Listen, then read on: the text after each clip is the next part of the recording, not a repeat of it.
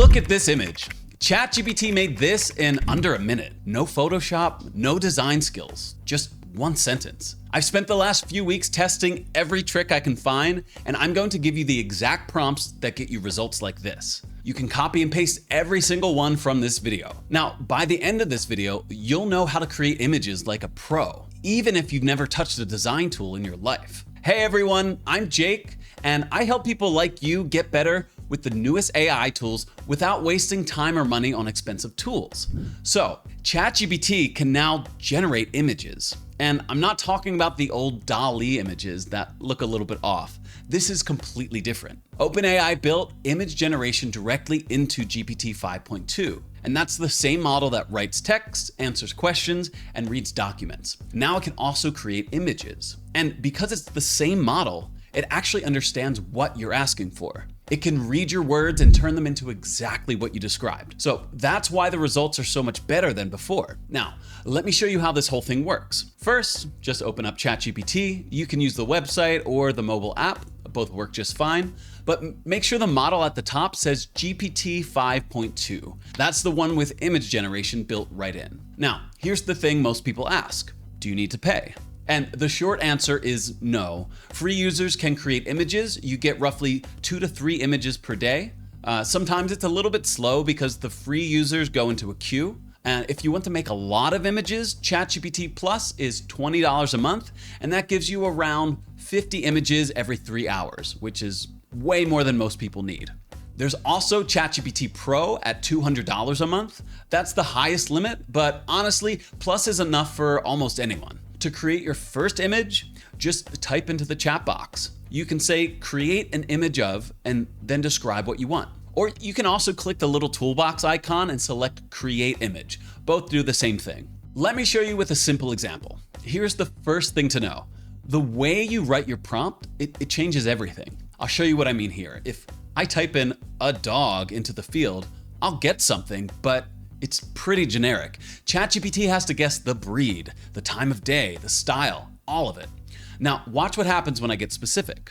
I type, create a photorealistic image of a golden retriever sitting in a field of sunflowers during golden hour. The dog is looking directly at the camera. Shallow depth of field, warm sunlight coming from the left, shot on a Canon EOS R5 with an 85mm lens. You see the difference? Same idea, completely different result. That's the number one rule here. The more detail that you give ChatGPT, the better your images turn out. Here's a simple formula that you can follow for any image. Think of it like 5 boxes that you need to fill in. The subject. What is the image? The style. Is it a photo, a cartoon, a painting? The setting. Where is it? What's the background? The mood. Is it bright, dark, warm, dramatic? And any details like the camera angle, lighting, colors, anything specific like that. You don't need to fill in all 5 every time, but the more you include, the more control you have. Now let me show you another one. I type, create a clean Instagram post graphic with a light pink background. In the center, display the text, 5 morning habits that changed my life. In bold, white sans serif font. Add a small coffee cup icon in the bottom right corner. Aspect ratio 1:1. Now look at that. Perfect text, clean layout. You could post this to Instagram right now. And that brings me to one of the biggest reasons ChatGPT's image generator is so good. This is ChatGPT's secret weapon. It can put text in images, and the text actually look right. If you've ever tried other AI image tools, you know they mess up text constantly. Misspelled words, letters floating around, total gibberish. ChatGPT doesn't do that anymore because now again, the same model that writes the text, it actually knows how to spell and where to put the words. This makes it perfect for things like social media graphics, quote posts, posters, menus, signs, infographics, basically anything where you need words on an image. Now, here's a prompt for a poster. I type, design a modern event poster for a music festival called Summer Sounds 2026. The date is August 15th to 17th. The location's Austin, Texas. Use a dark navy blue background with gold and white text. Include the headliners, the Midnight, Odessa, and Jungle. Modern minimalist style, portrait orientation. Now look, every word is spelled correctly. The layout looks professional, and I didn't touch a single design tool. A couple tips for text in images. Now, put the exact text that you want inside quotation marks in your prompt. That tells ChatGPT, hey, these are the exact words that I want. Another tip would be to keep the text short. A headline and a few details work best. And tell it what font and style you want. Say bold sans serif or elegant script font or handwritten style. All right, now let's talk about styles. This is where things get really fun. See, ChatGPT can create almost any visual style that you can think of. Photorealistic photos, watercolor paintings, cartoon illustrations, pixel art, oil paintings, anime, you name it. The key is telling it what style you want in the prompt. Let me show you a few examples. For photorealistic image, mention the camera, the lens, and the lighting. I type a photorealistic image of a young woman sitting at a cafe table in Paris. She's reading a book and holding a cappuccino. Morning light is coming through the window. Shot on a Sony a7 III with a 50mm lens. Natural color grading. Now look at that. That looks like a real photograph. You'd scroll right past this on Instagram thinking that someone took that with a camera. Now, let's flip the style completely. I type a cozy illustration of a small cottage in the woods during autumn in the style of Studio Ghibli. Warm watercolor palette. Soft light coming through the trees. A small stream flows past the front door. Leaves are falling gently. Wide shot. Completely different feel. Same tool. You just changed the words. Now, let me show you a few more things that you can control. The aspect ratio. So by default, ChatGPT makes square images, but you can ask for landscape or portrait. All you need to do is you just say landscape orientation or aspect ratio 3:2 or portrait 2:3 right in your prompt. You have transparent backgrounds. This is huge for logos and stickers.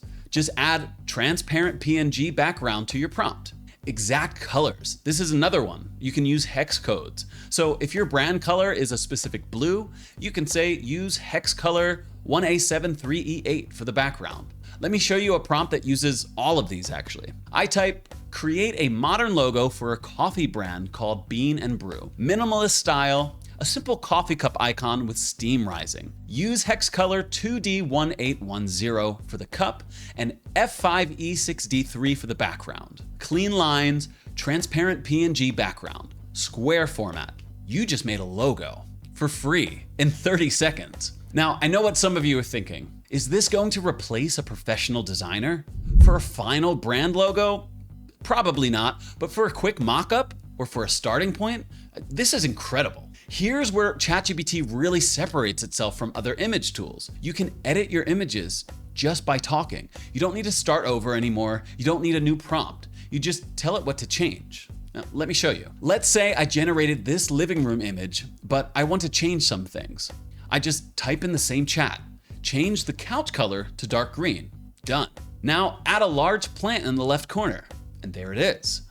And the rest of the image stays the same. That's the power of multi-turn editing. You can also upload your own photos and edit them. Say you have a photo from your phone and you want to change the background or something small. Upload the photo and then type something like, change the background to a tropical beach sunset. Or remove the person standing behind me. Or make this look like an oil painting. ChatGPT will keep your original photo and change just the parts that you asked about. There's also a select tool. So you can click on any image that ChatGPT generated and you can see a select option in the top right corner. This just lets you draw a box around a specific part of the image. Then you describe what you want to change just in that area. So if there's a typo in your text, you can just select the text area and say fix the spelling to say Wednesday instead of Wednesday. One thing to know, ChatGPT remembers everything in the same chat. And this is great for small edits, but sometimes it can cause problems when you want something totally different, for example. My tip would be to start a new chat for each new project. That gives you a clean slate every time. Okay, let me walk you through some real use cases. These are prompts that you can copy right now and use for your own stuff. I type, create a YouTube thumbnail, landscape orientation, 16:9 aspect ratio. On the left side, a shocked emoji face with wide eyes. On the right, bold 3D text that says, this changes everything, in yellow with a black outline. Background is a dramatic dark blue gradient with light rays, high contrast, eye-catching and bold. Now look at this. That's a thumbnail. Now, is it as good as a custom Photoshop job? Maybe not, but for a starting point, for a quick thumbnail, it absolutely works. Now, I type create a clean slide for an Instagram carousel. White background, at the top, the text says prompt tip number 3 in small gray font. In the center, bold black text that reads, always specify the style you want. At the bottom, a thin gold line divider. Aspect ratio 4:5, minimal and modern. Now, you could make 10 of these in 20 minutes and an entire carousel from scratch. Now, here's another one. If you sell products online, for example, this is a game changer. No photographer needed for your first mockups. And this one's just for fun, but also this would make an amazing meme or social media post. Now, before I wrap up, here are my best tips for getting the most out of ChatGPT image generation. Tip number 1, be specific. A nice sunset gives you something generic. A sunset over the ocean with purple and orange clouds, a silhouette of a sailboat shot from a cliff, golden hour, wide angle lens. Now that gives you something incredible. Details are everything here. Tip number 2, upload reference images. If you see a style that you like, upload it and say, create a new image in this same style. ChatGPT can match the look of photos that you give it. This works really well for keeping a consistent style across multiple images. Tip number 3, start a new chat for each project. Tip number 4, always specify your aspect ratio. Again, ChatGPT defaults to square, but if you need landscape for a thumbnail or a portrait for a story, say it in the prompt, landscape 16:9 or portrait 2:3. Tip number 5, for complex projects, try using the O3 model. It's a reasoning model and it's better at following multi-step instructions. So if you need something specific font, colors, or specific layout all in one image, O3 will handle that better than the default. Tip number 6, if you hit the generation limit, just ask ChatGPT, how much time until I can generate more images? It actually knows and can tell you. And tip number 7, I use the word create or draw or design in my prompts. These action words help ChatGPT understand that you want an image and not just a text description.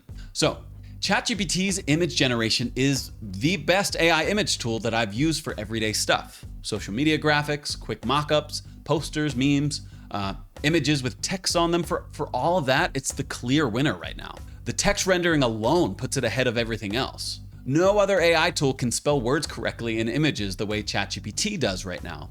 It's also the easiest to use. You just type what you want. No special commands, no settings to configure, no separate apps. Now, it does take about 30 seconds to a minute to generate each image. And sure, that's slower than some of the other tools.